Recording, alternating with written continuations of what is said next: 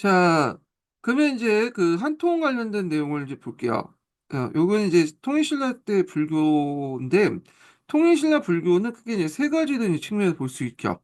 처음에 첫 번째로는 대중화가 됐다는 거. 이게 정토 사상이 유입되며 대중화됐다는 데 큰 기여를 했고요. 그다음에 사회통합, 그다음에 불교 교리가 심화됐다. 그래서 종전에 이제 논쟁거리였던 공유 논쟁 같은 것들을 해결했다. 이렇게 이제 보시면 되겠습니다. 자, 그럼 내용을 볼게요. 자, 삼국시대에 전래된 불교는 통일신라에 들어와서 미중유의 융성을 보았다. 이때 이제 불교는 교리적인 측면에서 한층 발달하여 사상체가 성립되었고, 신앙면에서도 일반 민중들에게 확대됐다. 그러니까 아까 전에 대중화, 정토신화에 큰 역할을 했다고 했죠. 자, 통일신라 시대 불교는 당후부터 전래된 여러 종파가 심화되어 활발한 발달을 이뤘다. 신라에서 많은 도당 유학생들이 건너가 당의 여러 불법을 배워 귀국하여 불교 홍농을 심었는데 해초라든지 의상이라든지 원초 이 사람들은 이름 다 외워두세요. 한 번씩 기출에 나왔던 사람이에요. 그래서 이 대표적인 승려였다. 그래서 해초는 당에서 멀리 인도 서역 지방까지 순례하여 그 뭐냐면 왕호천축국전이라는 그 기행문을 냈는데 요 왕호천축국전도 외워두세요. 그래서 천축국이라는 건 인도를 뜻해요. 인도를 왔다 갔다 하면서 순례한 기록문이죠. 그래서 이 해초의 기록문 왕호천축국조가 공항에서 이제 발견됐거든요. 그래서 이거 예전에 한번 한국사 문제에서는 안 나왔지만 역전 교육과정 관련된 문제에서 예문으로 한번 나왔어요. 그래서 한번 또 나올 가능성이 있기 때문에 한국사 문제에서 이거 좀 기억을 해두시고 자, 이런 도당 유학생들에 위한 불교 종파는 신라에 들어와 더욱 발달이 되었다. 자, 이 시기 때 이제 불교 종파는 5개의 교가 있는데 하나가 계율정, 열반종, 법상종, 하엄종 뭐냐면 아니, 계율종, 열반종, 법성종이죠. 법성종, 하엄종, 법상종 5개가 있다는 거야. 오교라고 하는데 오교는 이제 신라 시대 때 신라 중대 때 형성된 것이 아니라 신라 말기에서 고려 시대 때 형성된 거예요. 엄밀히 말하면 그게 이제 이때 형성된 걸 이제 여기까지 소급해 갖고 이제 적용하는 건데 보통 교단이 성립되려면 재단이라든지 돈이라든지 어떤 조직 이런 것들이 있어야 돼요. 그래서 이렇게 오교가 설립된 시기는 엄밀히 말하면 신라 중대가 아니라 신라 하대에서 고려시대 때 설립됐다. 이렇게 좀 기억을 해두시고요. 자, 계율종부터 설명하면 계율종은 삼국시대 때 그 뭐냐면 율을 강조하는 종교죠. 그래서 율이라는 것은 그 교단의 어떤 규범 이런 것들을 강조하는 건데 삼국시대 때 이제 이 계율종, 율종이 상당히 삼국에 다 뭐냐면 확산됐다는 거. 그래서 이걸 바탕으로 율령을 받아들일 수 있는 그 계기가 되었고요. 자, 그다음 열반종은 도교에 대항하는 과정에서 만든 거죠. 예전에 한번 설명했죠. 그다음에 법성종인데 법성종은 원어가 그 시조를 삼고 있는 거야. 원효도 시조를 삼고 있는 종파인데 그래서 이 원효는 우리가 이제 딱 보니까 뭐 선종 승려 같지만 성종 승려가 아니라 이 사람도 엄밀히 교종 승려예요. 예, 교종 계통이고 하엄종 같은 경우에는 이제 중국의 하엄종 있죠. 우리나라의 하엄종 위상이 만들었죠. 그래서 도당 유학생보다 도당 승려였던 의상이 만들었고 자, 의상은 이제 왕족 출신의 의상은요. 그 다음에 법상종인데 법상종은 좀 약간 이제 복잡해. 예, 법상종은 주로 이제 이게 계보가 이제 이것도 뭐 중국에서 건너긴 했는데 어떻게 했냐면 이거 설명하면 이렇게 이거 법상종 나중에 설명할게요. 이거는 좀 복잡하니까. 자, 이 중에 이제 대표적인 종파는 하엄종이죠. 하엄종과 법상종인데, 자, 하엄종은 원흉을 강조하죠. 조화의 사상을 제시하면서 지배층과 피지배층의 대립이나 지배층의 내부에서 분열을 지향하거나 이를 하나의 질서 속에 포함시키는 사상적 기반이 됐고, 그 당시 전제왕권이나 귀족들로부터 많은 지지를 받았다. 이렇게 이제 보시면 되겠습니다. 예. 그래서 이제 이때 내걸었던 이제 논리가 뭐냐, 하원종에 내걸었던 논리가 그 당시 이제 뭐냐면 법계 연기가 있어요. 여기 있나 뒤에? 예. 여기 보면 법계 연기가 있거든요. 예. 그래서 이제 있는데 잠깐만요. 접제 왕권을 이념적 도구를 사용했는데 여기 의상이 대표적인 사람인데 그 하원종의 대표적인 교리부터 좀 설명하고 좀 얘기할게요. 이걸 설명이 별로 안 돼 있어갖고 여기에서 이제 설명이 여기 있네. 자, 그래서 하원종은 의상이 우리나라에 이제 배치한 거야. 중국에 하원종이 있는데 이 의상이 이제 뭐냐면 당나라 유학해서 중국 하원을 받아들여서 개창한 종교죠. 신하원종. 그래서 하원종의 교리의 주요 내용을 보면요. 첫 번째가 법계 연기야. 법계 연기라는 건 뭐냐면 모두가 끝없는 시간과 공간 속에 서로 원인이 되고 대립이 초래하는 하나의 융합된 그것은요. 그래서 하나의 형상이 따로떠져 있는 게 아니라 서로 이렇게 융합돼 있어. 예. 일종의 이게 뭐냐면 지금 보면 나비 효과라고 할까요? 그래서 이제 남미에서 바람짓하면 저 뉴욕에서 태풍을 부는 것처럼 서로 연결돼 있어. 그래서 여기에 있고 이런 것들은 이제 정반합의 어떤 번짐법적 세관도 포함되어 있다. 법계 연기 서로 간에 서로 연기돼 관련돼 있다. 이렇게 있고요. 그 다음에 원흉사상이 있죠. 원흉사상. 원흉사상은 뭐냐? 여기 있는데, 여기 면 일찍다 다주기를 많이 들어봤죠? 일찍다 다주기. 자, 그래서 일찍다 다주기는 뭐냐면, 하나의 여러 가지고, 여러 가지가 또 하나죠. 그래서 하나는 여러 가지 나눌 수 있고, 결국에는 하나로 통합된다. 이런 것들이야. 그 중에 일찍다 다주기 중에, 그 신라에서는 다주기 사상을 강조했어요. 예, 그래서 하나로 통합된다. 원래 세 개지만 하나로 통합된다. 이건 이제 성기사상이라고 하는데, 왜냐하면 이제 다직을 강조하는 게 뭐냐면 고구려 백제 신라가 그 당시 이제 분열된 상황에서 통합이 됐잖아요.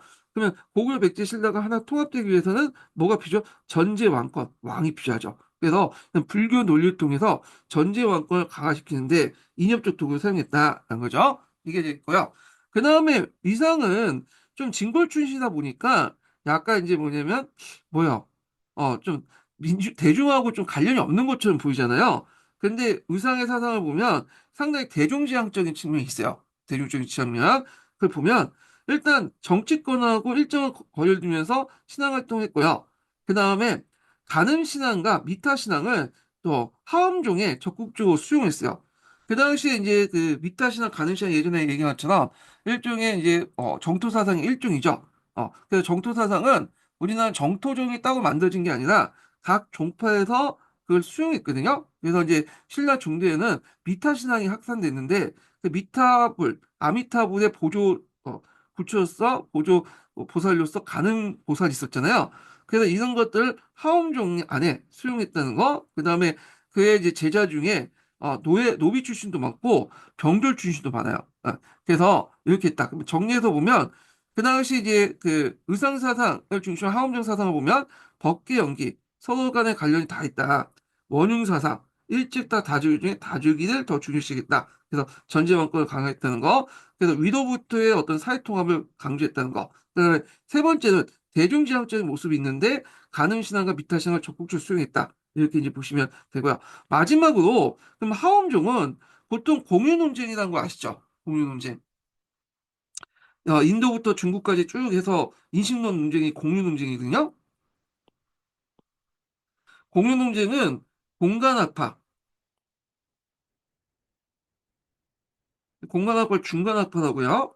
중간학파와 무슨 논쟁이냐면 유식학파의 논쟁이에요.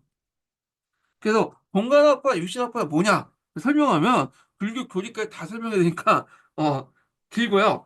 다만 이제 여기에서 이제 말하는 이제 간단한 이제 개요만 설명할게요. 공간학파라는 거는 우리의 그 오감, 보통 이제 그 불교에서는 육감이나 통각까지 해서 이제 육감을 통해서 세상을 인식한다고 하거든요. 그래서 인식한 것은 다 헛된 거다. 공한 거다. 이게 공이야. 이게 공간한 거야. 그러니까 우리 인식기관에서 그 뭐냐면 만들어진 그런 모든 상들은 헛된 거다라는 거죠. 그래서 이제 이유 중에 대표적인 게 이제 반야경에 나와 있는 그 말이 유명한 말 있죠. 색즉시공, 공즉시생. 공즉시공이죠. 네. 그래서 공즉시생이죠. 네, 공즉시생. 색즉시공, 공즉시생. 그게 뭐냐면 색이라는 건 뭐예요? 요거 뭐 섹스라고 해석하신 분들인데 그게 아니라 요거는 이제 눈, 시각적인 거야. 그래서 우리 눈으로 보는 것은 다 공한 거야. 어. 그리고 공한 것은 뭐냐면 눈으로 보이는 거다. 이 말이에요. 예. 그래서 우리 오감을 통해서 이제 하는 것은 다 공한 거다, 허무한 거다, 이 진실이 아니다. 이런 것들을 강조하는 것이 이제 뭐냐면 공간합하고 유식합은 뭐냐면 공간합은 인정해요. 그래 우리가 지금 육감을 통해서 들어온 것은 다 공한 거야. 그렇지만 우리가 마음에 받은 그 생각을 하면 모든 걸 다 잘할 수 있다. 그래서 공하지만 우리가 이제 부처로서 생각하면 부처의 모습을 보이는 거고 우리가 돼지로서 모습은 돼지의 모습인 거야. 마음에 따라서 이게 뭐냐 달라질 수 있다라는 것이 유식합파야. 그래서 유식합파는 마음을 바로잡는 걸 되게 강조해요. 네. 그래서 이게 이제 나중에 무슨 사상까지 연결되냐면 선종과 연결되죠. 선종은 유식합파죠. 그러면 여기에서 이제 여러 불교 종파 중에 공간합파, 유식합파 어디 속하냐 보면 일단은 요 하엄종은 공간합파, 중간합파에 속해요. 중간합파. 그래서 이제 그걸 이제 있고 그리고 이제 유식학파에 속하는 종파는 선종이나 뒤에 있는 법상종이죠. 법상종은 마음의 그 법을, 그러니까 마음의 상을 잡는 거냐. 법상종 자체가 마음속에 받은 상을 잡는 거예요. 예. 그래서 마음의 올바른 수양, 이런 것들을 강조하는 거야. 그래서 이런 논쟁이, 공유 논쟁이 그 당시, 인도에서 이제 불교가 만들어질 때부터 중국까지 계속 논쟁을 했고, 이 공유 논쟁을 제일 해결했던 사람은 뒤에 나온 원효죠. 원효. 예. 이것과 연결시켜서 이제 보시면 되겠습니다. 예. 다시 한번 읽어볼게요. 자, 어디까지 읽었어요? 예, 제가. 의상 이제 읽을 참이죠. 자, 의상은 이 진골 중심으로, 진골 출신이죠. 이 사람은 이제 나중에 그 어디까지 갔냐면 당나라까지 갔다가 그 당시 당나라가 그 당시 그 신라를 친다는 소문을 듣고 와서 쭉 달려와서 그 사실을 알렸죠. 그래서 원형도 이제 좀 약간 호국불교적 성격을 띠고 있어요. 이런 사례를 통해서 볼 때. 그래서 이제 이런 것도 이제 파악을 해두시고 원효는 예전에 한번 원효가 아니라 의상이죠. 의상. 의상 관련된 내용이 있다. 아까 좀 제가 계속 잘못만 했네. 예. 자, 의상이 예전에 시험문이 나올 때 어떤 문제가 나왔냐면 하엄일승 법계도가 있죠. 하엄일승 법계도. 요거 외워두세요. 의상의 하엄 사상을 그림과 함께 설명한 것이 하엄일승 법계도거든요. 요게 예전에 한번 기출문이 나왔어요. 예. 하엄일승 법계도. 그래서 되게 쉬울 때 한번 나왔던 것 같은데 16년도인가 그때 한번 기출문이 나왔어요. 예. 그래서 하우미슨 법계도 좀 외워두시고. 자, 그래서 의상은 당에 유학하여 중국 하엄의 제2조인 지형으로부터 수학하고 돌아와서 신라 하엄종을 개창했다. 근데 돌아온 계기에 대해서 이제 앞에서 얘기했죠. 그 당시 이제 그 당나라군이 쳐들어온다니까 그 사실을 알리기 위해서 뭐냐면 돌아온 거야. 그래서 이제 호국불교적 어떤 성격을 띠고 있다. 의상의 불교도.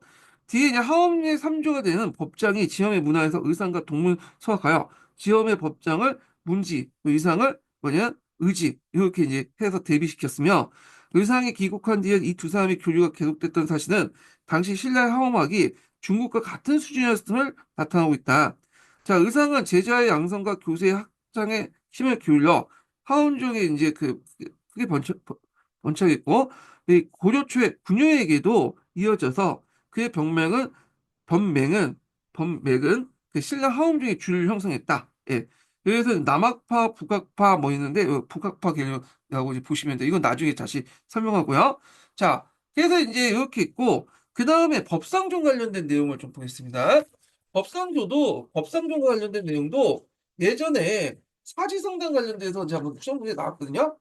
이 법상종은 앞에서 말한 것처럼 유식학파에 속해요. 유식학파. 그러니까 삼동전, 법상종 다 유식학파에 속하죠.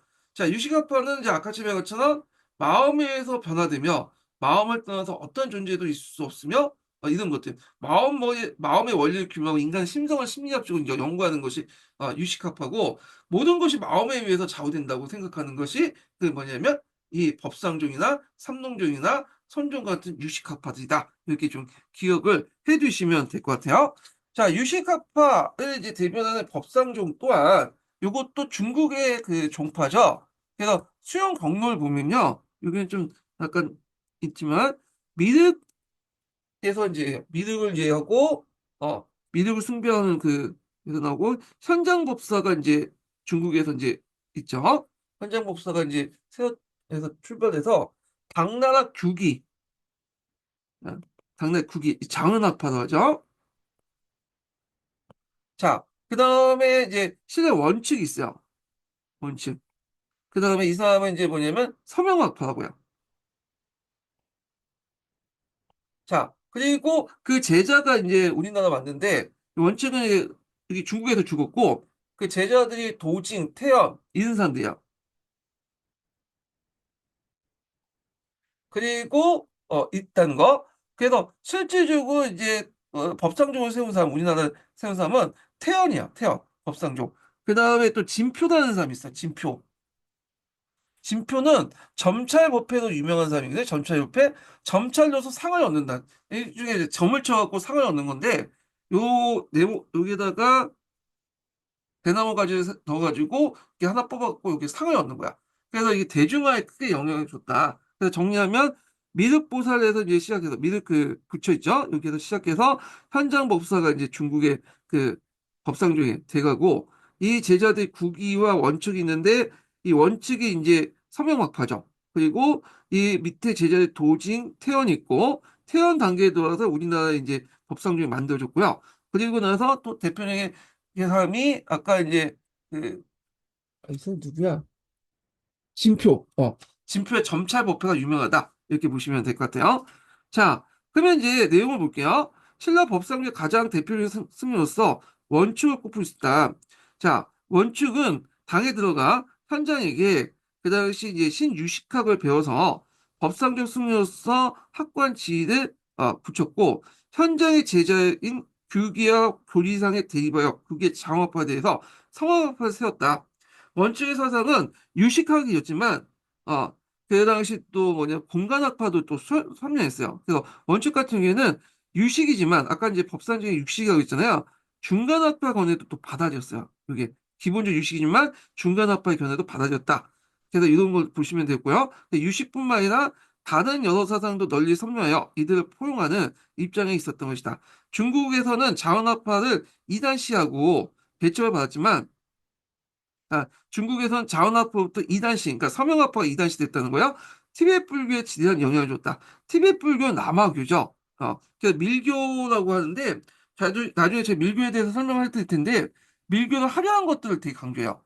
주문이라든지 부족이라든지 이런 것을 통해서 깨달음을 얻는 종교가 밀교인데, 보통 밀교가 두 가지가 있어요. 대표적인 게. 중국의 밀교를 진원종이라고 하고, 근데 티베트 불교는 남아교라고 하거든요. 그래서 남아교에 영향을 줬다. 이렇게 보시면 될 것 같아요. 자, 원칙이 주로 이제 중국에서 활동했기 때문에 한국 불교에 미친 영향은 제한적일 수밖에 없는데 원칙의 유식학을 그 제자가 이제 얘는 이제 신라에서 건너왔죠. 그래서 건너와서 그 했는데 그 앞에 말한 것처럼 그 도징이나 태연 때에 이뤄서 집대성했다. 그래서 실제로 이제 태연 때 뭐 법상정을 만들었다고 보시면 돼요. 또 어떤 책에서는 진표가 만들었다고 그러는데 진표는 이제 점찰 법회라고 해서 유명하죠. 네, 앞에 언급하는 대중화에 큰 기여를 했다는 거. 자, 신라의 법상종은 경동왕 때 하엄종과 대립을 할 정도 크게 성장했지만 이후 하엄종에 눌려 크게 빛을 보지 못하다가 고려 중기에 가서 귀족 불교로서 부흥하게 됐다. 보통 하엄종 같은 경우 왕실이 지원했고 법상종은 이제 누구냐면 어, 귀족들이 지원했어요. 그래서 고려 불교 보면 알겠지만 고려 중기 때까지만 해도 이 하엄종과 법상종이 대립을 하고 있었거든요. 자, 그래서 이제 이렇게 있고, 자, 이와 같이 의상과 원칙, 세연 등에서 하원종과 법상종 각기 독자적으로 발전했지만, 이 시기의 불교의 전체적인 분위기는 원효의 하쟁사상 또는 통불교 사상이다. 이렇게 보시면 돼요. 그래서 이 원효의 하쟁사상 통불교사의 특징이 뭐냐 하면, 원효는 이제 좀 아까 설명하면 이거부터 좀 설명할게요. 예. 자, 원어의 특징은 이제 뭐냐면 사상은 크게 세 가지 이제 특징이 있어요. 첫 번째로는 불교를 종합적으로 이해했다는 거야. 불교를 종합적.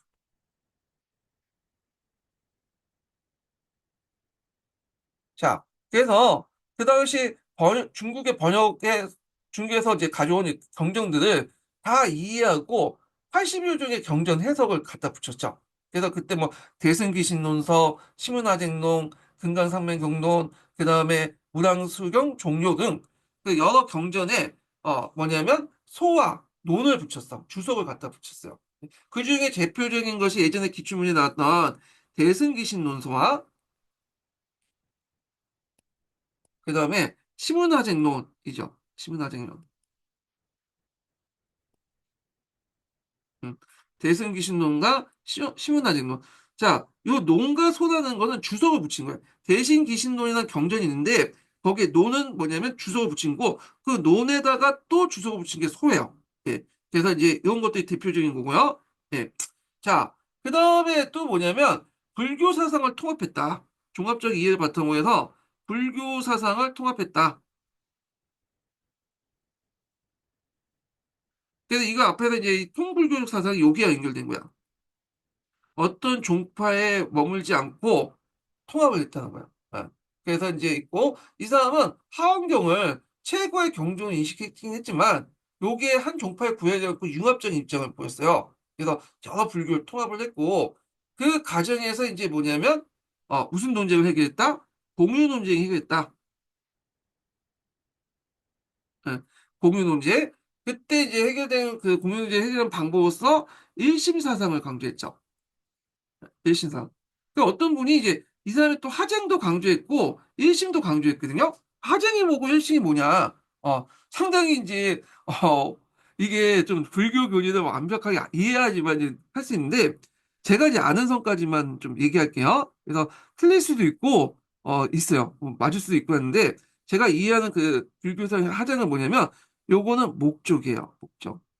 모든 것을 통합하기 위한 그러니까 시문이라는 것은 뭐냐면 여러 종파들을 이제 통합해서 하나로 그냥 합친다는 게 그잖아요. 그래서 이 목적이야.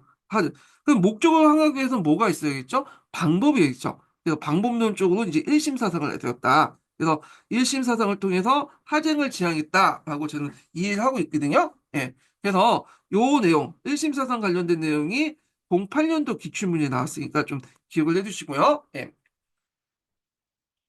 그래갖고 이제 1심 사상 관련된 내용을 잠깐 설명할게요. 여기 뭐 글국까지 설명하면 이렇게 있는데 여기 제가 적어놨네 여기다. 예. 그래서 여기 보면 자, 불교에서는 보통 이제 눈에 보이는 것들이니까 눈에 보이지 않는 것들이 있어요. 그래서 이제 여기에서 눈에 보이는 것들은 이제 유심에 해당하고요. 생멸문에 해당하죠. 현상문이야. 그리고 중간향은 눈에 보이지 않는 본질적인 거죠. 그래서 우리 인식기관을 통해서는 뭐냐 눈에 보이지 않아. 다 이게 중간이죠. 그렇지만 우리 마음에 따라서 금을 한 개도 인정하면서 우리 마음에 따라서 생각에 따라 우리 마음에 따라 유식을 할 수 있잖아요. 예. 그래서 본질적은 중간이지만 눈에 보이는 형상들 무시할 수 없기 때문에 마음을 바로잡아는 게 유식이에요. 그래서 눈에 안 보이는 걸 중간, 눈에 보이는 것을 인정하면서 마음을 잡고 있는 유식 이렇게 나눌 수 있고, 그래서 눈에 보이지 않지만 그 본질적인 것을 진여문이라고 하고요. 그 다음에 눈에 보이는 형상들을 통해서 마음을 바로잡는 거, 이런 것들이죠. 눈에 보이는 것은 생명문이라고 하죠. 예, 현상문이라고 하고, 그래서 진여문을 강조하는 건 중간학파, 생명문을 통해서 마음을 바로잡아야 되는 건 유식학파. 이렇게 이제 나눠보시면 돼요. 그리고 이제 요 진여문은 정토, 죽은 후의 세계를 정토라고 하죠. 지금 세계는 예토라고 하고, 그냥 출세가는 나가는 세계. 그러니까 이제 세속 세계에서 벗어나서 저 사천에 가서 돌을 닦는 걸 출세관하고 세관은 저기 뭐야 그 일반 삶 속에서 이제 뭐냐 있는 것을 세관이라고 하잖아요. 그래서 중간 정토 출세관은 진여문에 속하는 거고 요건 중간학파가 강조되는 거고 그다음 유식 예토 세관은 생명문에 속하는 거고 요런 거는 유식학파가 이제 하는 거예요. 근데 예전에는 요거와 요게 대립적이었는데 이게 하나로 합쳐야 될 거냐 하재. 그래서 그 방법론은 뭐냐면 일심사상을 했다. 그래서 내 마음에 따라서 하나이면서 둘이고 둘이면서 하나다. 일심만. 내가 만약에 여기 그 세간에 있어도 내 마음이 여기에 있으면 출세가 되는 거고 내가 여기에 있어도 여기에 있으면 정토가 되는 거고 내가 여기 있어도 여기 있으면 중간이면 여기 될 수 있다. 거꾸로 내가 뭐 여기 그 부처 땅그 뭐냐 사찰에 있어도 마음에 온갖 잡념이 있으면 세가 있는 거고 내가 저 주변의 정토사에 가도 여기 있으면 예토가 있는 거고 내가 뭐 본질적인 것도 따진다고 해도 눈에 보이는 것만 강조하면 여기 유식이 있는 거죠. 근데 이건 어디에 있는 게 중요한 게 아니라 내 마음에서 모든 걸 결정한다. 이게 일심사상이야. 그러니까 일심사상을 통해서 뭐냐면 시문화쟁을 할 수 있다. 이렇게 주장하고 있고요. 그래서 일심사상을 잘 표현한 것이 대승귀신론을 예. 그래서 이거 예전에 하면 시험 문제였다. 1심 사상이 나왔던 것이 대승지신론고 이게 방법이고 목적에 이제 시문화쟁을 이제 했던 것이 뭐냐면 이건 시민화쟁론이고 요게 목적이고 여러 가지를 통합하자는 게 시문화쟁론이고 요 방법으로서 대신기준으로서 뭘 제시했다? 1심 사상을 제시했다. 이렇게 보시면 돼요. 요 정도예요. 제가. 네. 요 정도 이해하는 거고 더 깊은 이해를 원하시면 여기에 승려가 되시면 될 것 같고 예, 사찰에 가시거나 예, 요 정도. 자, 그래서 이제 이렇게 해서 꼭 불교 사상을 통합하기 위해서 그다음 시문화쟁론 같은 걸 제시했다. 뭐 이렇게 보시면 되고요. 그 다음에 이 사람이 또 이제 특징이 뭐냐면 불교의 대중화했겠죠. 불교의 대중화. 그래서 정토신앙을 보급했다. 정토신앙. 정토신앙 중에 이제 미륵신앙과 미타신앙이 있는데 미타신앙이야. 미타신앙을 수용했고요. 그래서 이제 이때 그 유명한 말 했죠. 미타 보면 나무 아미탑을 간센보살이라고 하잖아요. 그래서 이걸 연분하면 죽은의 정토세상을 갈 수 있다. 이렇게 했는데 나무란 건 나무스 믿습니다. 뭘 믿냐? 아미타불과 간세음보살을 믿습니다. 그래서 아미타불과 간세음보살인데 간세음보살은 아미타불의 보초보살이라고 했죠. 예, 현실적인 문제를 해결해주는 그 보살인데 자, 요걸 외치면 죽은 후에 정토세상을 갈 수 있다. 얼마나 편해.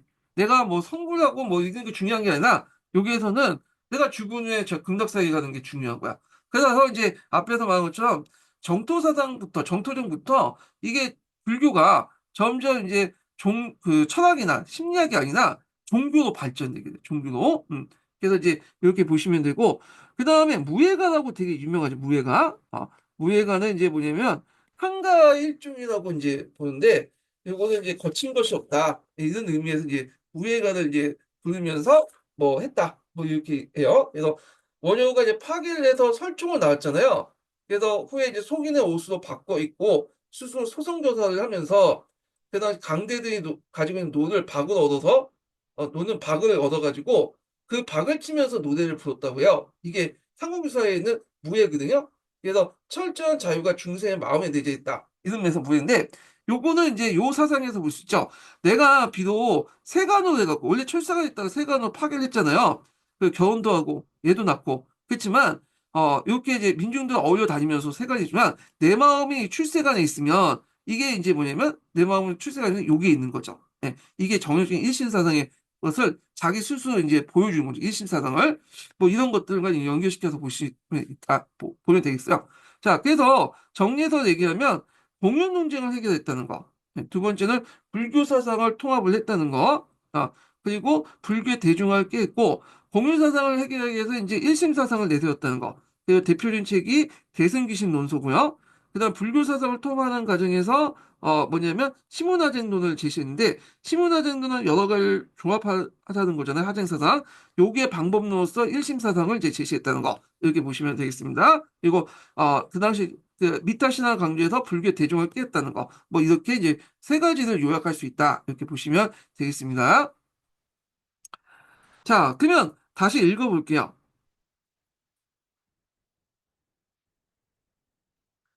이렇게 있는데, 제가 요거보다는 뒤에 있는 걸 설명하는 게 낫겠네. 예, 요거보다는 여기 정리한 걸 좀 있고, 요걸 정리한 걸 보세요. 이게 정리가 세 카테고리가 잘 되기 때문에 요걸 정리한 걸 보시면 될 것 같아요. 앞부분은 좀 약간 첫 번째, 두 번째가 서로 섞여져 있어. 예, 그래서 있고.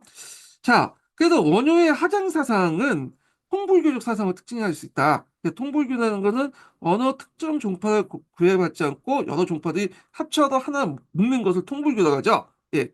그래서 원효는 하원경을 최고의 경조로 받고 그 교판이 중국 하원제의 법정에 직접적 영향을 줬다는 사실 때문에 하원제의 승려로서 간주되긴 하지만 실제 어느 종파에 구애받지 않은 융합적인 성격이 있는데 하원종이라고 하지만 또 이제 책마다 좀 다른데 법성종이라고도 하여 법성종 예, 하원종 의상이고 하여튼 한 통에서 그렇게 본 거고 그 하원경뿐만 아니라 열반경, 법화경, 문화수경, 중강론, 삼론 그 다음에 뭐 성유신론 같은 걸 그 주요 경론에 대해서 종유와 논소를 붙였다. 줄을 붙인 거야. 줄을 붙인 거고 앞에서 했죠. 이런 경전에 줄을 붙인 걸 논이라고 하고요. 그리고 논에다가 또 줄을 붙인 것을 소라고 하죠. 예. 그리고 종유라는 건 핵심적인 내용을 요약했다는 뜻이에요. 그래서 이제 이렇게 해서 각각의 근본 정신과 세부적인 절목을 정리했고 특히 대승기신론서, 요 1심 사상을 내세웠죠. 하증사상을 냈잖아요. 그래서 이렇게 해서 하증사상을 제시해서 서로 모순 대립된 것처럼 보이는 각 경계의 불교사를 하나의 원리를 통해서 해통시켰고, 그 해통시킨 방법론으로서 1심 사상을 제시해서 마음에 따라서 뭐냐면 달라진다. 이런 것들 제시했죠. 자, 그래서 이 같은 원효의 불교는 이후 신라의 승려들에게 계승되어 신라 불교의 중요한 정통이 되었다는 거. 이걸 좀 기억을 해두시면 될 것 같고요. 그래서 뒤에 보면 예전에 한번 시험 문제 나왔는데 고려시대 때 이 원효를 뭐라고 했냐면 해동보살이라고 했어요. 해동보살. 음, 해동보살. 근데 누가 해동보살 했냐? 이거는 이제 뭐냐면 의천이죠. 의천. 의천은 하원종이기 때문에 약간 이제 의상하고 이제 좀 일맥상통할 수 있잖아요. 의천도 위로부터 통합을 강조했고 의상도 위로부터 통합을 했는데 오히려 이제 원효 같은 밑으로부터 통합을 강조했거든요. 근데 이 의천이 그 해동보살이라 할 만큼 의상을 상당히 뭐냐면 아니 의천이 해동보살이 할 만큼 그 당시에 이제 그 원효를 되게 존경했어요. 그래서 그 당시 그 의천이 이제 뒤에 있던 종교를 통합하려고 했죠. 교파를. 불교 교파를 통합하려고 했잖아요. 교단을. 이 통합하는데 크게 이제 사상적인 지주 역할을 했던 사람이 누구였냐면 이 원효였어요. 원효. 네. 이거 예전에 한번 시험 문제 나왔거든. 그래서 이제 이거 좀 보시면 될 것 같고요.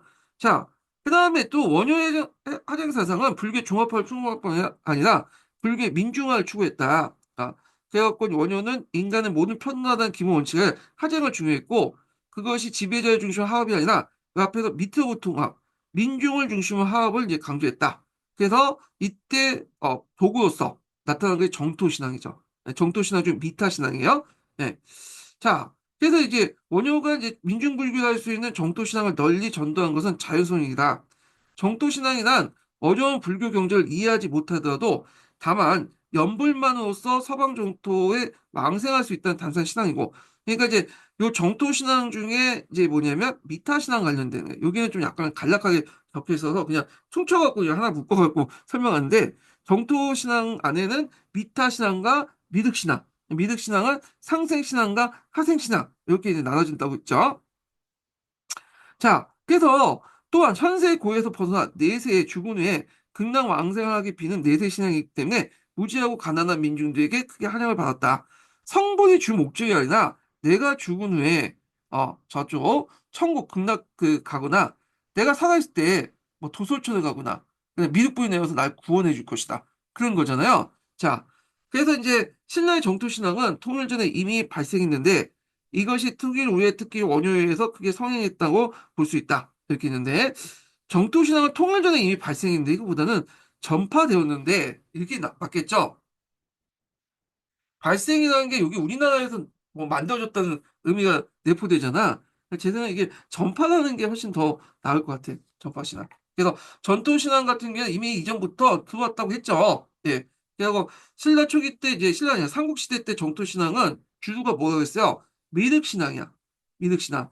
그래서 상생신앙과 하생신앙 이렇게 두 가지가 있다고 했죠. 상생한 다 이제 누가 귀족들이나 왕들이 주도를 해갖고 했고 나중에 미륵 하생사상 그러니까 미륵분이 내려와서 이 세상을 이제 구원해 줄 거라는 그건 나중에 그 후삼국 시대 때 민중들이 이제 믿기 시작해요. 이렇게 제가 설명했죠. 그래서 이제 통일 후에 이제 원효에서 크게 성행한 그 신앙은 요 중에 그 뭐냐면 미륵 신앙이 아니라 미타 신앙이다. 이렇게 정리를 해보시면 되겠습니다.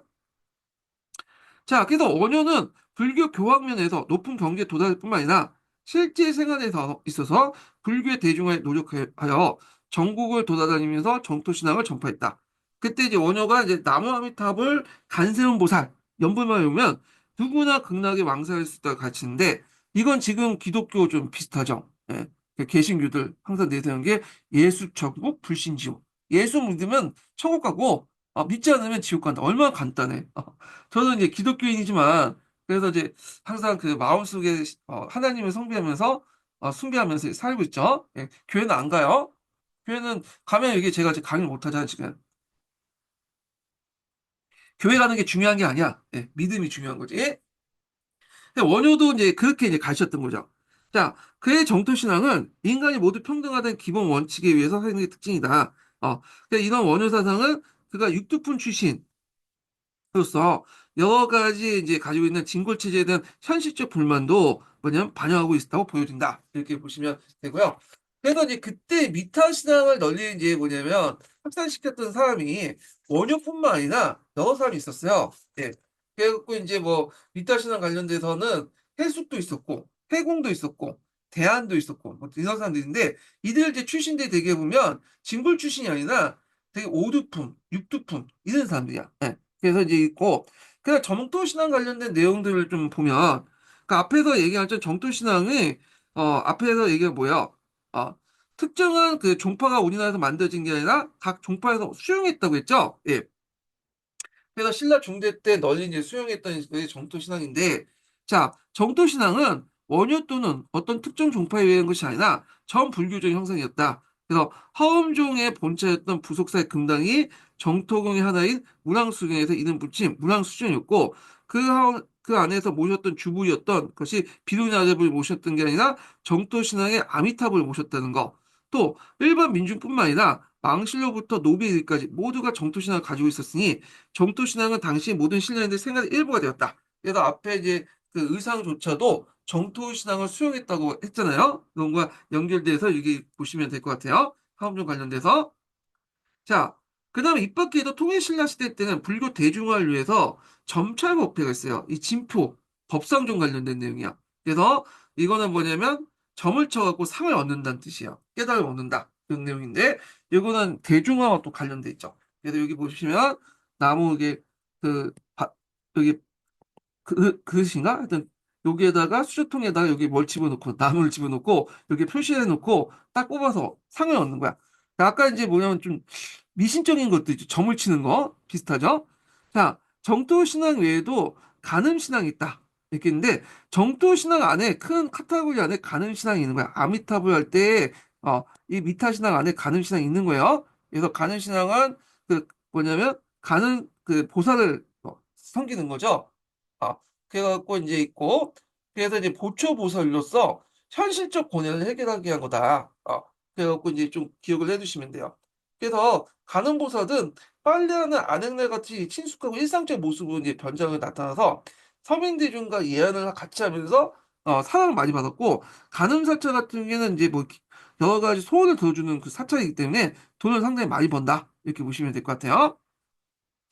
자, 그 다음에 또 밀교가 들어왔는데, 이 밀교는 뭐냐 하면, 이걸 좀 개념을 좀 설명해야 돼요. 대승불교에는 크게 이제 두 카테고리로 나눌 수 있는데, 형교가 있고, 그다음 밀교가 있어. 형교는 경전이나 참선을 통해서 뭘 하기 위한 거야? 예, 여기 그 부처가 되고자 한 거고, 밀교는 여기는 내면적인 걸 강조하는데, 여기는 외면적인 거야. 화려한 이제 주술이라든지, 화려한 의식이라든지, 그다음 주술이라든지, 뭐 이렇게 이런 걸 통해서 성불을 하는 거야. 이게 이제 뭐냐면 밀교인데, 밀교는 크게 두 가지가 있죠.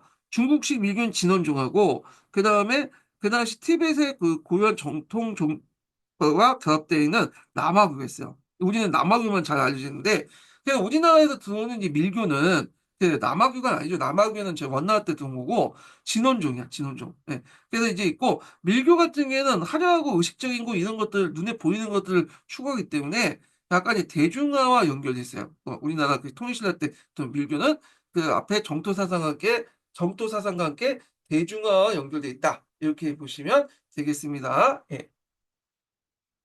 자, 그래서 이제 이렇게 이제 한번 불교 사상 관련된 내용을 봤고요. 요걸 이제 좀 보충하고자 여기 보면 그 아, 시- 어디야? 그 시민한국사 관련된 내용을 읽어볼게요. 시민한국사에 있는 내용하고 그 한 통의 내용하고 비슷비슷한데 약간 포인트가 달라요. 예. 그런 이제 있는데 그 포인트 정도는 그냥 무시해도 돼요. 그냥 어차피 그렇게 기계 안 나와. 예. 그 중요한 맥락들만 파악하는 그래서 보충한다는 의미에서 이제 보시면 될 것 같아요. 자, 여기 194페이지 펴볼게요. 194페이지. 자, 여기 194페이지에 보는데, 근데, 여기가 이제 몇 페이지야? 두 번째 단락부터 볼게요. 자, 통일신라 시기에 다양한 불교 철학이 발전됐다. 7세기 중엽, 당에서 인도에 유학하고 들은 삼장선 헌장이 유식학을 크게 퍼뜨렸는데 그 앞에 이제 법상조 자체가 유식학과 연결됐다고 했죠. 그의 문화에서 공부했던 신라 승려들을 통해 신라 불교계도 유식학이 이제 뭐냐면 전해졌다. 자, 신라 유식학의 대표적인 승려가 원칙이죠. 이 사람은 좀 이름을 잘 기억을 해두시고, 자, 이 원칙은 서명학파, 네, 그 서명학파.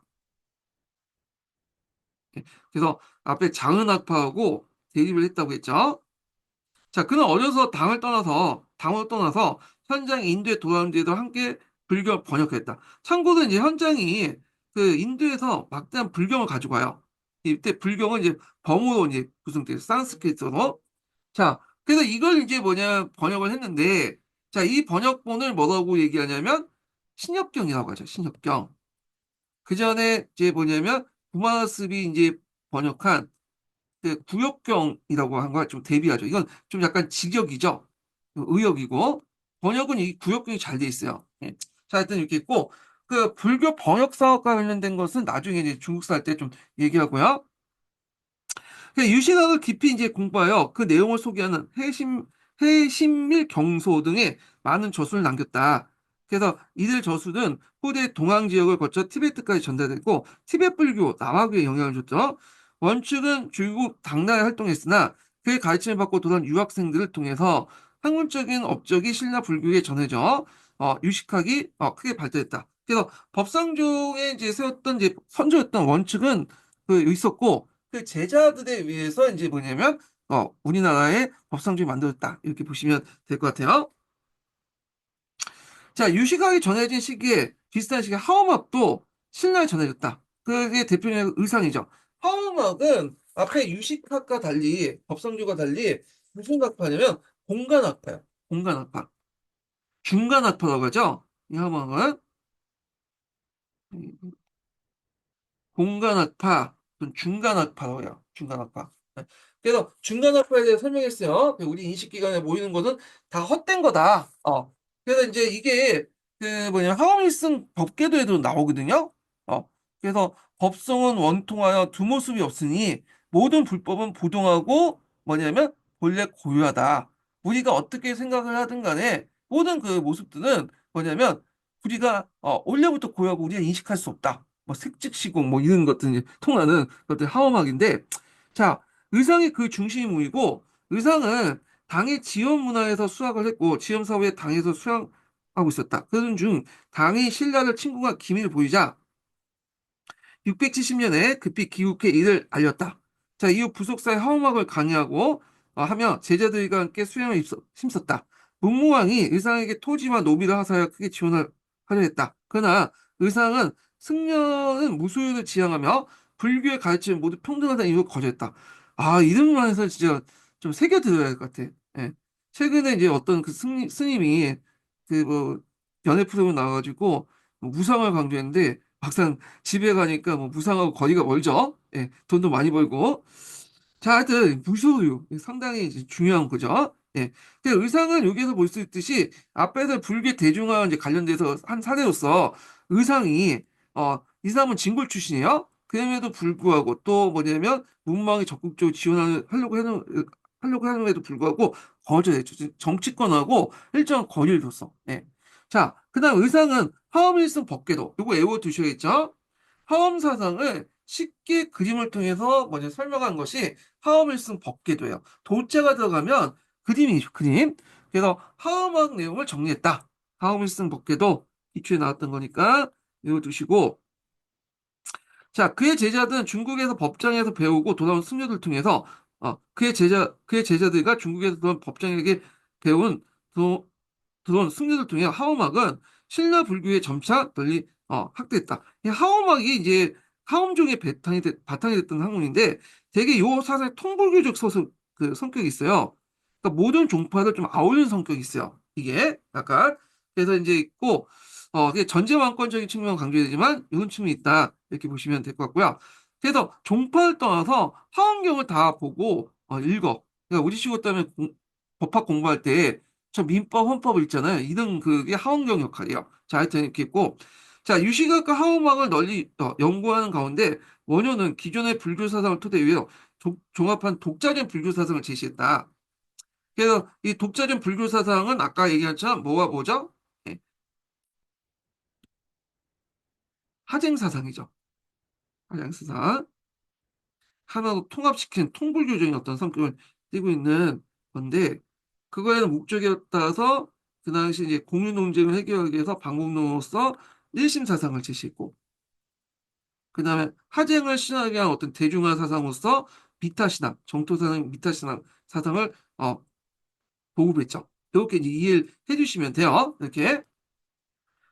자, 그 의상과 함께 당나라 유학을 시도했다가 단년 원효는 그래서 이제 요게 이제 뭐 삼국유사에 실려 있나요? 그래서 원래 원효하고 의상이 같이 이제 당나라 가려고 했다가 가는 길에 동굴 속에 이제 들어가서 잤는데 그때 목이 메말랐던 원효가 여기 꾸역꾸역 이제 뭐냐면 물 마셨다고 하죠.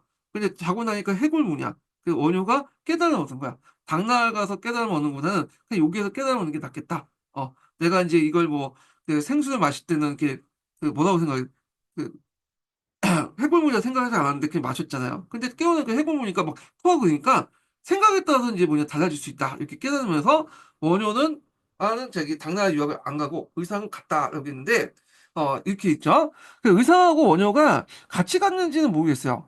같이 갔다고 이제 설화로서 전해긴 했는데, 그거는 이제 설화일 뿐이지, 실제 그렇지 않다고 보는 학자들이 더 많아요. 예. 자, 하여튼 원효는 책을 통해서 현장에 전한 인도의 유식학 연구를 한편 의상이 이제 귀국한 뒤에 화엄학을 공부했다. 그래서 얘는 국내파, 의상은 유학파 이렇게 보시면 되겠죠. 자, 원효는 삼국시대에 전해진 불교 사상과 새로 수용한 유식학, 하엄학 등을 두루두루 공부하면서 이들을 이제 종합하기 위한 노력이다. 하엄학에는 이제 뭐냐면 중간학파로 속했어요. 자, 그래야 이론적 차이에 불구하고 모든 대승불교 사상이 중생의 마음이 부처라는 동일한 지혜에 입각해서 중생의 구제에 위한 다양한 가르침을 제시하고 있는 하생 사상을 주창했다. 중생의 마음이 부처라는 뭐냐면 그 당시에 이제 유식합파 논쟁 외에도 또 다른 논쟁이 있었는데 어떤 논쟁이냐면 부처는 어떤 사람이 될 것이냐의 논쟁이야. 그래서 부처는 귀족이나 이런 것들 뭐 그 승려들만 될 수 있다. 이런 논쟁과 아니라 모든 사람이 중생이 부처가 될 수 있다라는 논쟁이 있었어요. 결국에는 이제 그때 어떻게 정리했냐면 중생의 마음이 다 부처다 하면서 모든 사람이 깨달음을 얻으면 부처가 될 수 있다. 특별한 사람뿐만 아니라 이런 식으로 이제 했거든요. 그래서 요거와 연결돼서 이제 보시면 될 것 같아요. 그러니까 중생의 마음이 부처를 동일한 진리에 입각해서 어, 부처는 동일한 진리에 입각해서 중생 규제에 위한 다양한 가르침을 제시한 것이 일단은 하생 사상을 주장했고 그래서 그는 대신 기존의 이런 입장을 잘 담았다고 생각하고 이 책에 대해 다양한 주석을 지녔다. 그리고 시문화쟁론에 대해 하생 사상을 이제 구체적으로 제시했다. 그래서 하생 사상을 제시한 거는 이제 시문화쟁론에서 제시했던 거고 그리고 대승기신론도 하생 사상을 일부 담고 있고 이걸 바탕으로 뭘 했다? 일심 사상을 제시했다. 이렇게 보시면 돼요. 그래서 두 개의 대승기신론, 시문화쟁론. 그래서 시문화쟁론에는 하쟁사상의 이론, 그리고 대승기신론 하쟁사상에 관련된 내용 중에 방법론 일심 사상을 제시했다. 뭐 이렇게 연결시켜서 보시면 되겠습니다. 예, 이렇게 있고. 자, 그 다음에 원효는 중생의 본래 마음은 모든 차별을 초월한 절대평등의 모습이며 불교의 근본 목적은 이러한 절대평등의 마음을 깨닫고 실천하는 것이다. 이게 이제 있죠. 중생은 마음의 부처다. 이렇게 있죠. 자, 그는 이러한 절대평등을 실천하기 위해서 사차에서 나와 세속의 거리를 다니며 일반 민중을 대상으로 불교의 가르침을 적극 전했다. 무예가를 부르면서 이제 했다. 그죠? 말년의 출가자와 세속인의 구별까지 넘어서 삶을 살기도 했다. 일심사상이니까 계속 내가 어디에 있느냐가 중요한 게 아니라 내 마음이 중요한 거죠. 자, 그래서 원효와 비슷한 시기에 활동했던 사람들이 있었어요. 그러니까 이제 원효가 이제 그 앞에 미타신앙 같은 걸 강조했잖아요.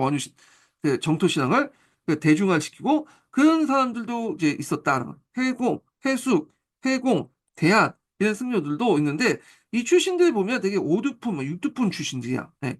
대안은 이름이 아니라 이 사람이 이제 이름을 잘 모르고 대안 외쳤기 때문에 대안이라고 불렸다고 해요. 자, 하여튼 그래서 이제 이런 승려도 원효처럼 사찰에서 벗어나 일반 민중들 대상으로 불교의 가르침을 펼치며 생활했다.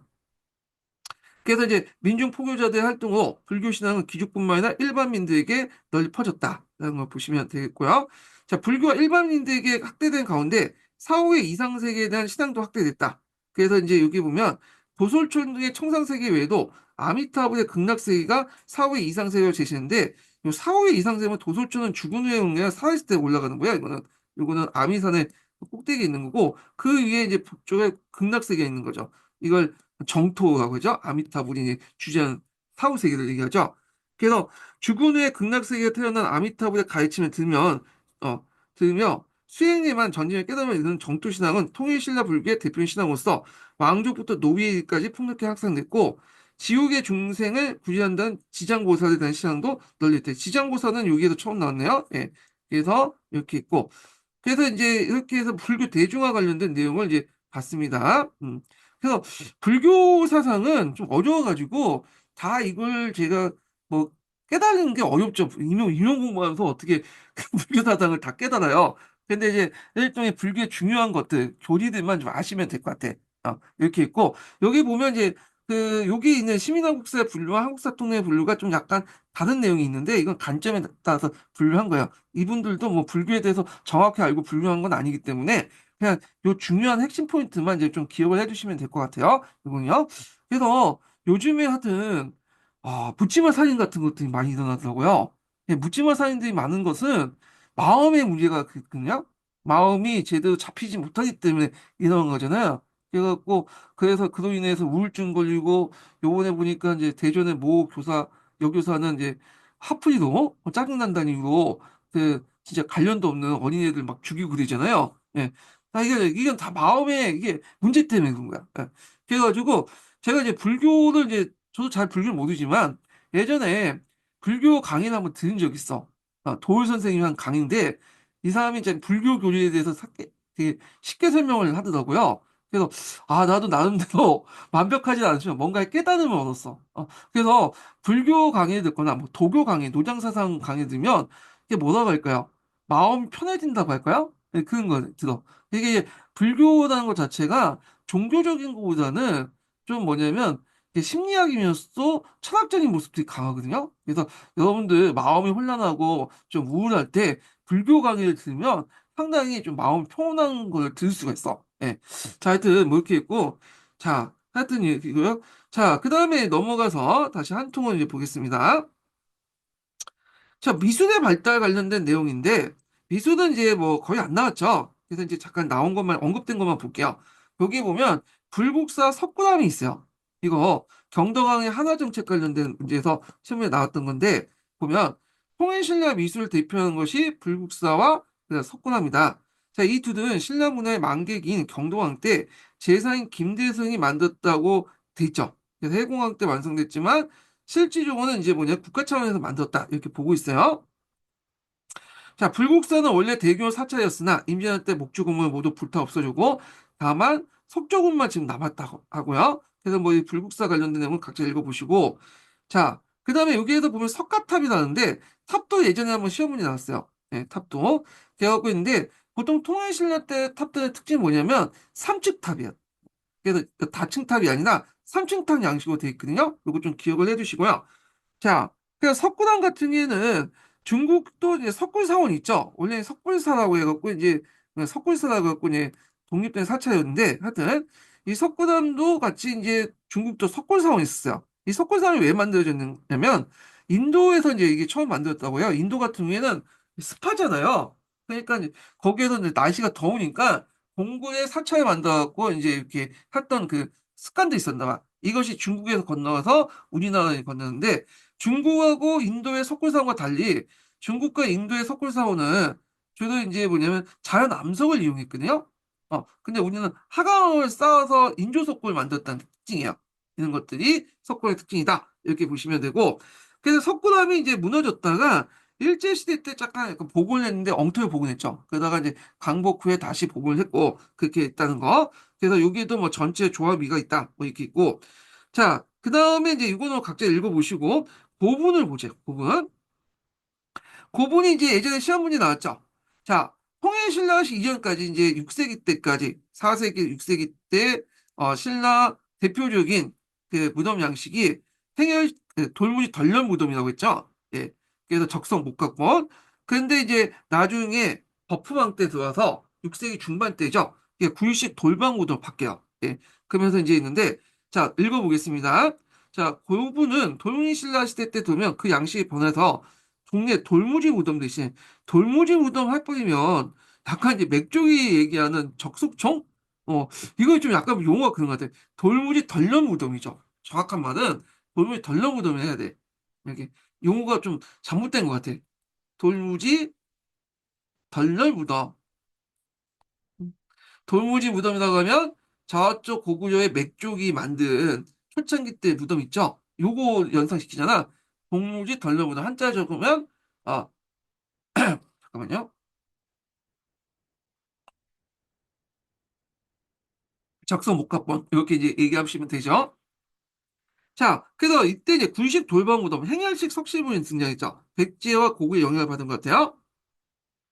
그래서 이는 이제 분모 제작에 전보다 세련된 수로 나타났다. 특징들이 예전 시험 문제였는데 통일신라 시대 때는 공통적으로 뭐가 있냐면 둘레도 있어. 호석이나 둘레도 있고 무덤이 이렇게 있으면 여기 무덤에서 호석이 있죠. 예. 둘레도에 12지상이 그려져 있죠. 12지상이. 예. 그리고 무인석하고 문무인석이 옆에 있어요.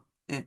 이게 이제 대표적 김유신 묘하고 성동왕릉, 계등, 원성왕릉이라고 이제 추정하고 있죠. 능하고 묘하고 총하고 차이점 예전에 얘기했죠.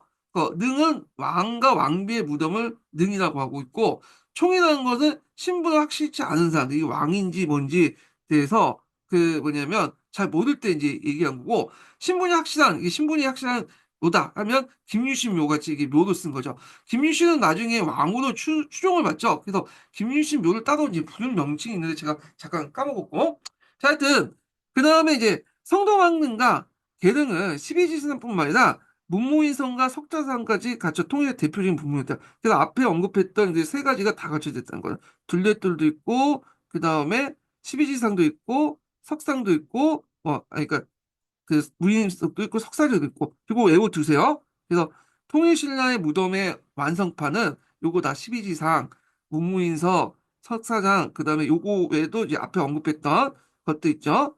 예. 그래가지고 뭐 둘레도 썼고 12지상으로 가고 자 이런 양식이 어디까지 가냐면 조선시대까지 가요. 조선시대. 예. 그래서 통일신라 시대 때 양식이 고려, 조선 이렇게 해갖고 연결돼서 이제 보시면 되겠습니다. 예. 자, 그래갖고 이제 이렇게 해서 이제 좀 바꿔요. 예.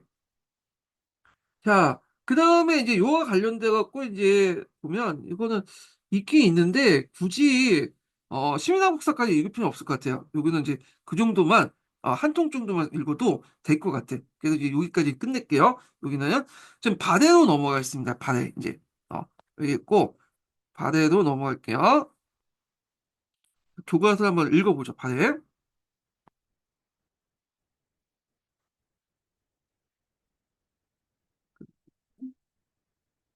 발해.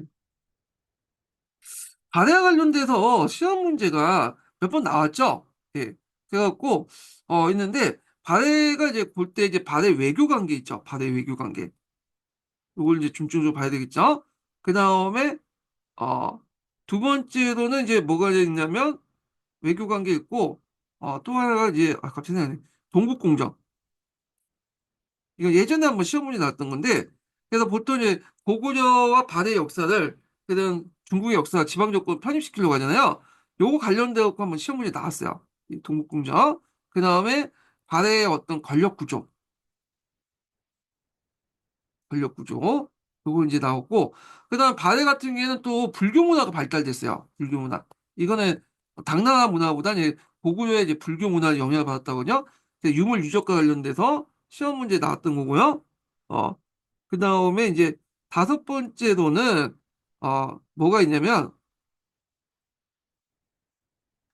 갑자기 카톡이 오는 바람에 좀 정신이 없네? 하나 생각이 났는데, 갑자기 기억이 안 나. 이거 있네. 문왕하고 이제 무왕업적. 그래서 이제 발해와 왕들의 업적들은 문왕과 무왕을 중심으로 이제 좀 기억을 해두시면 될 것 같아요. 그래서 한국사 능력 검증이나 이런 데서 많이 물어보거든요. 그래서 아마 이제 인고에서도 물어볼 가능성이 되게 많아요. 이게. 자, 그래서 이제 이렇게 이제 보시면 될 것 같고요. 자, 그러면 교과서 수준에서 한번 발해를 살펴보고, 그 다음에 또 이렇게 이제 한통이라든지, 예, 그 당시 이제 시민화국사 내용을 좀 볼게요. 예. 자, 그러면 이제 읽어보겠습니다. 예. 자, 고구려 멸망 후에 당은 많은 고구려 유민을 요소 지역에 강제 이주시켰다. 그래서 이제 앞에서 얘기한 것처럼 자기한테 잘 말 듣는 사람들은 좀 놔두고 말 안 듣고 개긴 놈들은 이제 여기 요소 지역에 이제 근데 요소 지역이 대충 어디냐면 라오영강 이제 서쪽 지역이죠. 예. 그래서 이제 했고 자, 때마치 이제 돌굴이 당에 공격하여 거란적으로 봉기하자 그 당시에 고구려 출신 대조영이 예, 고구려 유민과 말가지고 이끌고 동문산의 바다를 공격했다. 예. 그러니까 이로써 통일시대와 바다가 공존하는 남북국 시대가 이제 이어졌다.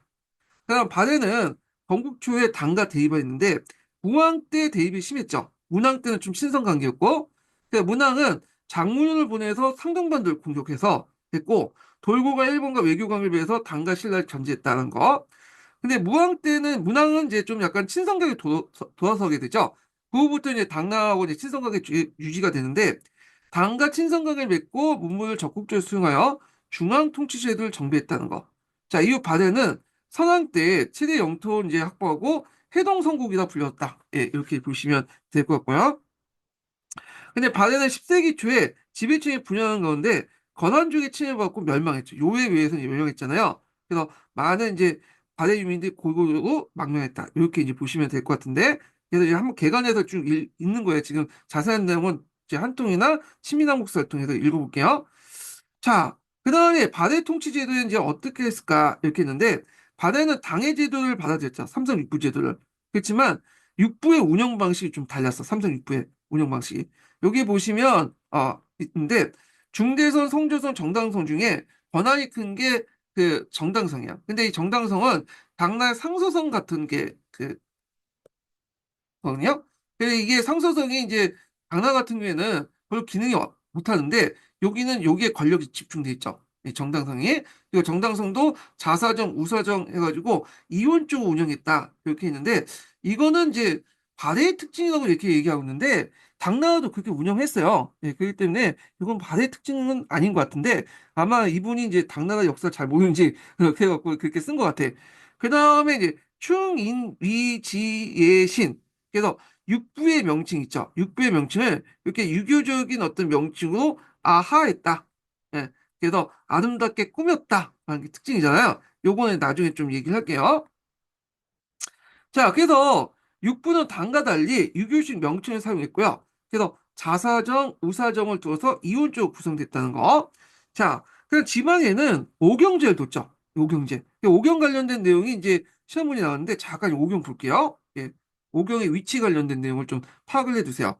그래서 상경, 서경, 중경, 동경, 남경 이 다섯 개 이제 왔는데 이때 이제 중국 그 수도를 좀 초창기 때 많이 옮겼잖아요. 근데 이제 마지막 수도가 어디냐면 상경이야. 그래서 예전에 상경 용충부에 대해서 위치를 물어본 적이 있어요. 상경 용충부. 그래서 이제 기억을 해두시고 예전에 11년 기출문제인가요?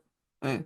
11년 기출문제 어떤 문제가 나왔냐면 요렇게 이제 지명이 나오고 나서 그 당시 이제 그 1930년대에 독립운동 관련된 내용이죠. 한국 독립군하고 뭐 조선혁명군 막 그 내용 있고 그한테 발해 유적지 관련된 내용이 혼합해갖고 문제가 나온 적 있어요. 예. 그래갖고 여기 지명들 좀 약간 기억을 해주시는 것도 좋을 것 같아. 요거는. 자, 여기서 수도를 어떻게 이동했는가는 나중에, 여기 시민한국사 그런 데서 이제 읽어보면서 참조를 하시면 자세히 살펴보기도 하고요.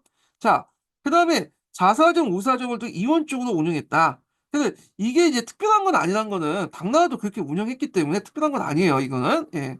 자, 깨달을 있고, 그 다음에 여기까지 하다가 이제 넘어갔는데, 자, 15부 같은 경우에는 부는 바다를 구성한 여러 각 부족의 독자적 생활권을 바탕으로 한 거다. 이렇게 보시면 돼요. 여기 부가 있죠? 예, 이거 부.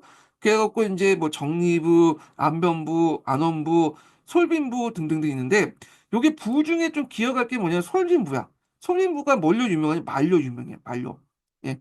그래갖고 말 보면 이제 한반도에 있는 원래 토종말들은 조랑말이잖아요. 그래서 이제 말이 이제 숏다리죠. 숏다리. 이 말들은 이제 주로 산악지대나 이제 이런 것들 이제 뭐, 왜 짐을 옮길 때 상당히 사용할 때 유용한 말이지만 전투말로서는 좀 그래요. 그래서 전투말은 이제 사극에 보시면 롱다리가 있죠. 롱다리. 요 말들은 되게 보면 만주 지역에 있었던 말인데 이 솔빈부 말이 상당히 뭐냐 명마였다. 여기 보는데 그렇다고 해서 뭐 쇼다리가 전투만으로 사용하지 못하냐? 그건 아니죠. 저 몽골만들 보면 이게 상당히 쇼다리야. 그런데도 불구하고 전투력이 상당히 막강하죠. 이건. 자, 뭐 이렇게 있고. 자, 그 다음에 바레가 이제 일본에 보낸 국서에서 보면 요거 하기 전에 마지막 인증번호 알려드릴게요. 예, 마지막 인증번호는 21번입니다. 예, 마지막 인증번호 21번이에요. 자, 바네는 일본에 보낸 국서에 고구려 옛땅을 회복하고 부유의 풍수를 간직한다고 밝혀 고구려를 계승한다고 분명히 했고, 그 다음에 일본도 바네 국왕을 고구려 왕, 고려 왕, 고려는 고구려의 이칭이죠. 바네 사신을 고구려 사 이렇게 있죠. 그래서 이제 있는데 여기에서 이제 바네 국명에 관련된 내용을 좀 얘기해 볼게요. 보통 우리가 바네 하지만 바네는 신당서 구당서에만 있는 거예요. 바네 국명은. 발해 구강, 발해 군항 이런 명칭에서 이제 있는데 발해 사람들이 자기가 어떻게 나라를 불렸는지에 대해서 정확히 나와 있잖아. 왜냐하면 발해도 유교가 발달해서 유학이 발달해서 기록을 많이 남겼는데 아쉽게도 나라가 멸망한 과정에서 그 기록물이 다 소실돼 버렸어.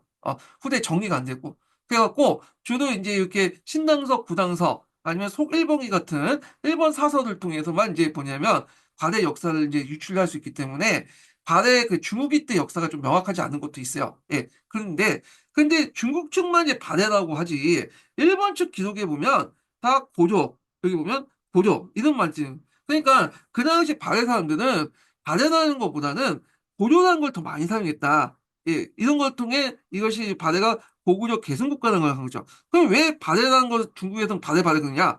자기가 멸망시킨 고려를 뭐냐 다시 부흥시키는 것을 의미하잖아요. 그래서 고려 국왕이라고 임명하면 그렇기 때문에 이런 말 대신에 자기가 이제 책봉호였던 바레랑 국명을 쓴 것 같아요. 제 생각에는. 근데 지금 기록이 정확히 없고 중국 쪽 기록만 있고 일본 쪽 기록은 좀 신뢰하지 않죠. 그러다 보니까 중국 쪽 기록에 따라서 이제 바레 하는 거예요, 지금. 예. 자, 그 다음에 바레왕을 천손이라 불렸고 하늘의 그 자손이라는 뜻이죠. 이게 상당히 이제 중국의 어떤 천하와는 좀 다른 게 있는데 중국에도 하늘의 어 나는 천자라는 개념이 있죠. 천자. 천자와 천손은 다른 거야. 천자라는 거는 하늘의 명을 받은 사람이야. 여기에는 핏줄간점이 없어요. 근데 천손이라는 것은 핏줄간점이 들어가 있는 거야. 그래서 하늘의 아들, 하늘의 손자라는 의미야. 그래서 그걸 볼 수 있는 게 뭐 헤보스나 뭐 이런 신앙에서 이제 볼 수가 있는 거잖아요. 자, 이런 것들은 고구려에서도 보이고 이것이 발해에도 보이는 거죠. 그래서 이렇게 천손과 천자 개념이 이제 다르다. 그래서 천손 의식이 있다는 거는 그만큼 이제 어디를 고구려를 계승했다. 이렇게 보시면 되겠습니다. 그 다음에 이난이나 대응 등 독자의 연어를 사용해서 대내적으로 황제국을 포방했다. 이걸 이제 뭐라고 얘기하냐면 대내적으로 황제국을 포방했다고 했잖아. 대내적이 아니라 요게 키워드를 더 맞춰야 돼. 여기 초점 맞춰야 되는데 요걸 이제 여러분들 내지 외양 체제라고 하죠. 외양. 예. 그래서 안으로는 황제를 칭하지만 밖으로는 뭐냐면 왕을 칭한다. 왜냐하면 발해는 그 당시 이제 중국과의 조공채권 관계를 맺고 있었어요. 예.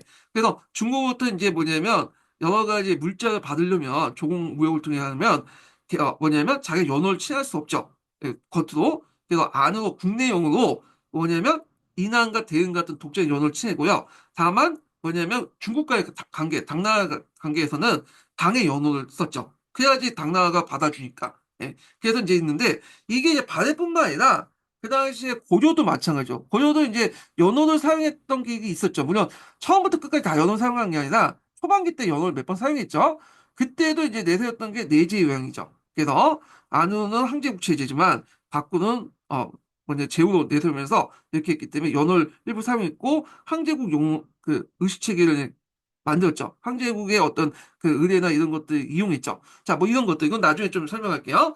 자, 그래서 이제 요 관련된 내용들 좀 기억을 해두시고 여기 밑에 이제 발해 문화와 관련된 내용이 있는데 요거는 이제 시민화 국사하고 그다음에 한 통을 읽으면서 이제 요거 부분에서 좀 보면서 이제 좀 얘기를 해볼게요.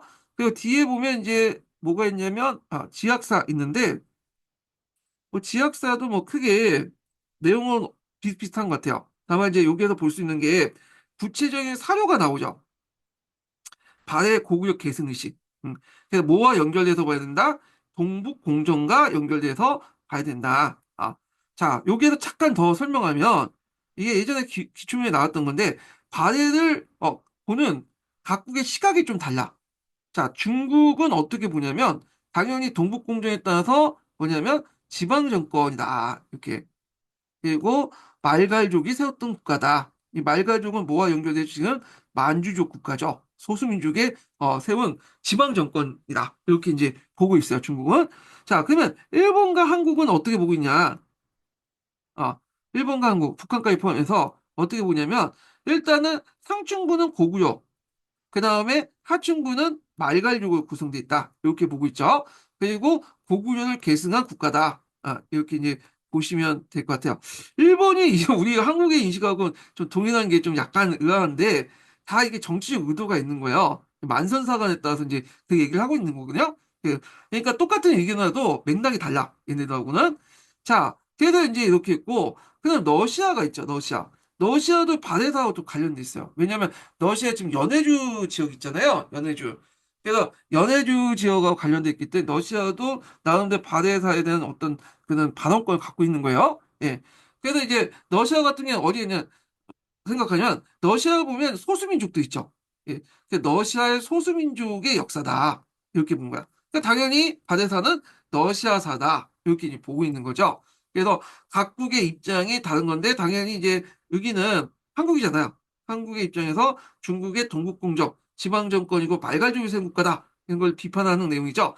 그래서 이걸 이제 사료에서 이제 찾아서 이제 여기 보면 여기 있는데 자, 일단 속 1번기가 있어요. 속 1번기. 앞에서 말한 것처럼 발해는 독자적인 어떤 기록물이 남기긴 했지만 지금 전해진 게 없기 때문에 이렇게 일본 측 기록이나 중국 측 기록에 의존할 수밖에 없다고 했죠. 일본 측 기록을 보면 여기 보면 발해군은 옛 고구려 국이다. 고구려 국이 나오죠. 발해 사신이 이게 왕이 아닌데 나 무예는 큰 나라 주관이고 여러 번에 거쳐서 고구려의 옛 땅을 해고 부유의 옛 습성을 지녔다. 있고 거긴 안 나왔지만 그 당시 이제 뭐 발해에 대해서 이제 뭐냐면 고려 국왕 왕에 대해서 이렇게 얘기하죠. 고려 국사. 그래서 이게 고려라는 그 국호를 더 많이 사용했어. 발해보다는. 그래서 실제 뭐냐면 발해 사람들이 자기 나라를 부를 때는 고조라고 불렸을 거라고 이제 보고 있어요. 이게. 자, 삼국 사기의 삼국 유산을 건너뛰고, 그 다음에 이제 부당선인데, 발해는 대종의 본래 고구려 별종이다. 그래서 고구려 별종이라고 이제 인정하고 있죠. 그래서 그 고구려가 망하자 대종은 무리를 끌고 영주에 옮겨 살았다. 이렇게 이제 있는데, 이게 이제 부당서에는 그렇게 나와 있는데, 신당서에서는, 이렇게 뭐 나오진 않죠. 송말말가 일족이다. 뭐 이렇게 나오고 있어요. 말갈족으로 이제 기록되는데, 뭐 그거에 대해서 해석이 이제 여하가 좀 많고 하여튼 이런 걸 통해서 바다가 고구려 계승의식이 강하다 이렇게 이제 보시면 되겠습니다. 자, 그 다음에 여기 문왕하고 선왕 관련된 내용이 있죠? 이거 좀 기억을 해두시고 자, 그 다음 선왕 때 바다는 바다의 동쪽에서 크게 번성하느라 해동성국에 불려졌다. 요거는 이제 중국에서 이제 불려준 명칭이 중국 기록에 있는 내용이니까 그다음 바다의 부흥 운동이 있었고 바다를 이제 부흥하는 운동을 하는 가운데 여러 계승국가도 나오는데 개성국가까지 다 볼 필요 없을 것 같아. 그래서 이때 이제 발해 왕자였던 대강령이 수많은 유민을 이끌고 고려를 망명했다. 그래서 이제 있고 그 다음에 밑에 이제 국가 조직 관련된 내용도 있으니까 뭐 각자 읽어 보시면 되고요. 발해 같은 게 군사 조직은 12가 있었어요. 요건 앞에 이제 해남 교과서에 없었죠. 그래서 군사 조직으로서 중앙군이 10일을 운영했고 경경에 별도의 부대를 뒀다. 뭐 이렇게 이제 보시면 되겠습니다. 예. 그리고 이제 여기 보면 지도에 보면 여기 보면 라오뚱 반도는 이제 약간 연해도 뒀죠. 이게 왜 그러냐면 여기 뭐 소고구려라는 나라가 있었대요. 예. 기록이 이제 부재하다 보니까 이제 여러 기록을 보면 이 소고구려 나는데 어떤 데는 소고구려가 여기에 편입돼서 나중에 바다로 들어갔다. 아니고 독립된 국가 유지했다. 뭐 이런데 모르겠어요. 하여튼 책마다 달라. 여기가 이제 먹었던 책도 있고 어떤 책에서는 여기까지만 먹었다. 소고구려 영역 제하고 근데 이제 정확한 것은 모르죠. 이 기록이 별로 없기 때문에 대충 유추를 해볼 수 있는데 발해 영토를 보면 어마어마해요. 그러니까 예전에 고구려 영토보다 훨씬 더 커요. 바다가 이 영역이. 자, 그래서 이제 이렇게 해서 이제 한번 바다와 관련된 교과서 내용을 이제 봤고요. 요게 좀 이따가 좀 이따 다음 시간에 한통과 시민한국사 관련된 내용을 보겠습니다. 아마 다음 시간에 이제 뭐냐면 고대사 끝나고 아마 중세사 이제 넘어갈 것 같아요. 예. 자, 오늘 강의 듣느라 수고하셨고요. 예, 다음 주에 뵙겠습니다.